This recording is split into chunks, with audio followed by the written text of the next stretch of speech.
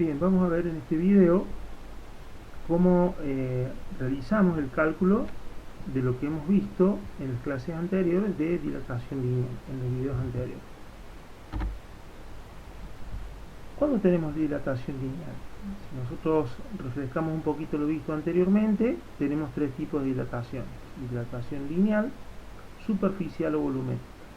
Todo dependía de la forma de la pieza. Tenemos dilatación lineal cuando una de las dimensiones de la pieza es mucho más grande o preponderante, diríamos, frente a las otras dos dimensiones.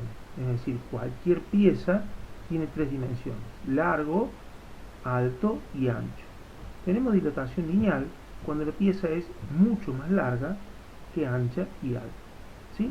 Tenemos entonces, de acuerdo a lo visto, tenemos dilatación lineal en varillas, en piezas longitudinales, alambres, cables.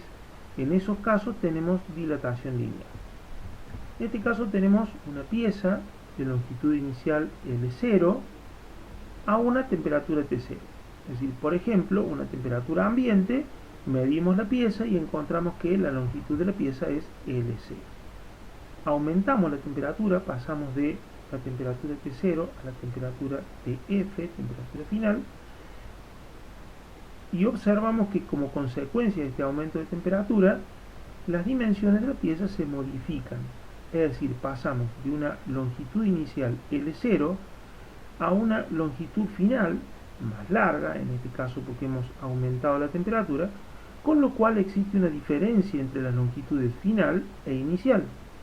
Esa diferencia es lo que conocemos como dilatación o delta L, ¿sí?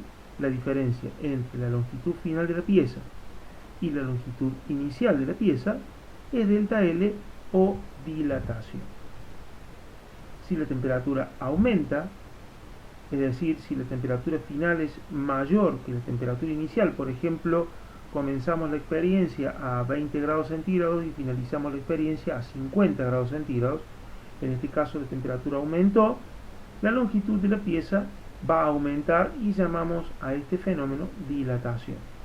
Si la temperatura disminuye, es decir, si la temperatura final es menor que la inicial, por ejemplo, iniciamos la experiencia a 20 grados centígrados y finalizamos la experiencia a menos 5 grados centígrados, tenemos un salto térmico negativo, menor que 0, la longitud va a disminuir, es decir, la pieza va a tener una longitud final menor que la inicial, con lo cual delta L va a ser negativo.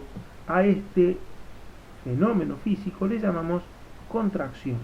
Dilatación cuando aumenta, contracción cuando disminuye. Aumenta la temperatura, dilata; disminuye la temperatura, contrae. ¿De qué depende esta variación de la longitud o dilatación? Va a depender de tres factores fundamentalmente. En primer lugar, va a depender de la variación de temperatura. Cuanto mayor es esta variación, mayor será la dilatación. Cuanto menor sea esta dilatación, cuanto menor sea esta variación de temperatura, menor será la dilatación.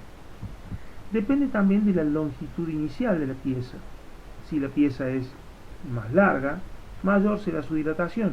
Si la pieza es más pequeña, menor será su dilatación. Y por último, depende del material de la pieza, ya que no todos los materiales dilatan o responden a los cambios de temperatura de la misma manera.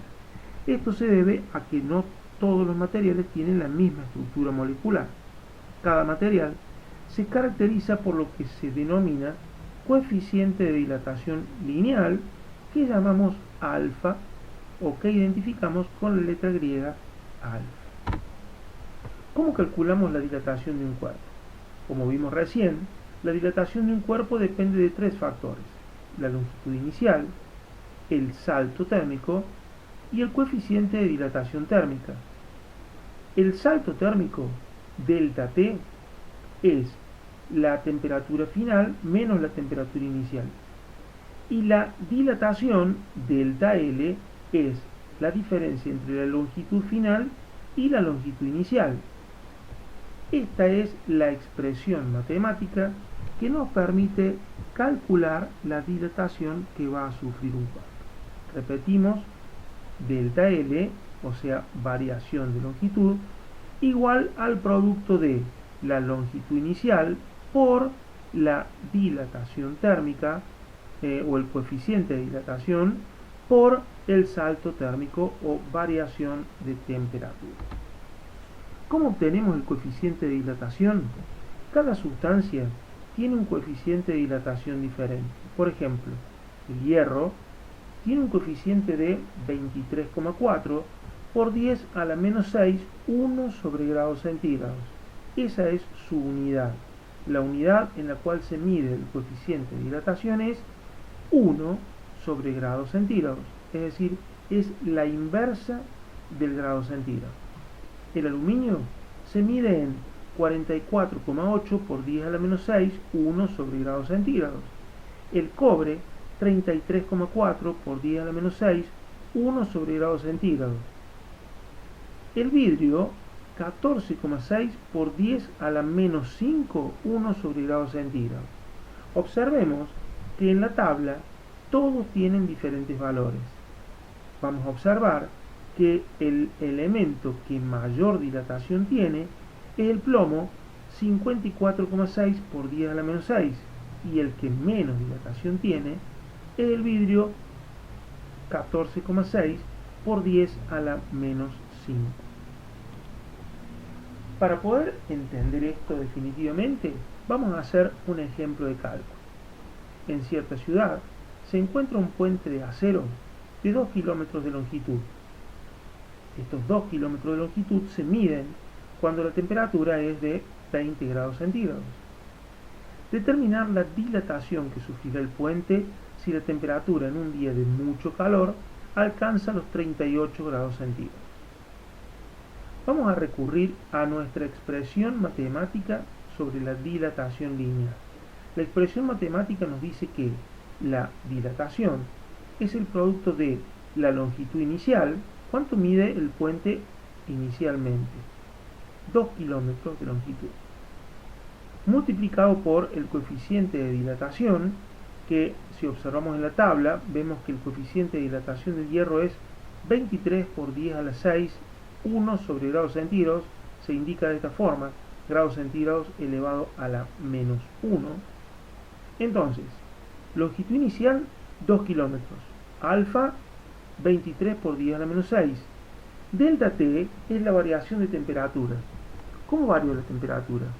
Vemos que pasa de 20 grados centígrados, que es la temperatura a la cual se miden los 2 kilómetros de longitud, y pasó la temperatura a 38 grados centígrados. Delta T es temperatura final, o sea 38 grados centígrados, menos temperatura inicial, o sea 20 grados centígrados. Si nosotros reemplazamos los valores, nos va a quedar 2000 metros, que son los 2 kilómetros de longitud, 2 kilómetros equivalen a 2000 metros, por 23 por 10 a la menos 6, 1 sobre grados centígrados, por 38 menos 20.